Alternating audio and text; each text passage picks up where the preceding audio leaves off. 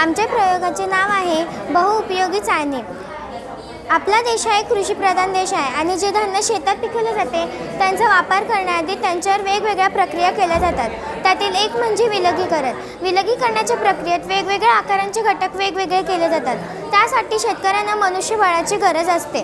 तसेच शेतकऱ्यांना या चाळणीचा खूप उपयोग होऊ शकतो आणि किराणा मालाच्या दुकानात जास्तीत जास्त प्रमाणात धान्य साठवले जाते तेव्हा या चाळणीचा उपयोग होऊ शकतो। हे धान्य साफ करण्यासाठी घरातील महिलांनाही खूप मेहनत घ्यावी लागते। घरातील महिलांना या चाळणीचा खूप उपयोग होतो।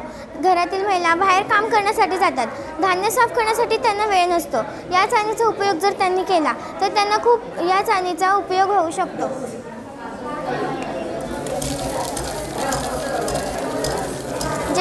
जे कचरा असेल तो वरती राहतो आणि जे धान्य असेल ते खाली येते।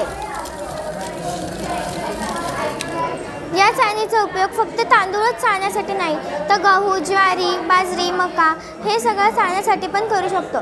फक्त आपण ही जी प्लेट आहे ती बदलायची आहे। धन्यवाद।